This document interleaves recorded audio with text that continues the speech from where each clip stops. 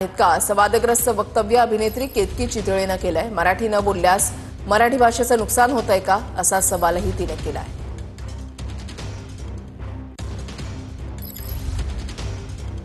ये आप अपनी इनसिक्योरिटी दिखा रहे हैं। मराठीत बोल, मराठी कसं येत नाही। अरे तो बोलेल नाही बोलणार, त्यांच्यानी काय मराठी भाषेला नुकसान होतंय का? भोकं पडतायत का? नाही ना। तुम्ही तुमची स्वतःची इनसिक्युरिटी दाखवताय, त्यांना काय फरक पडतो?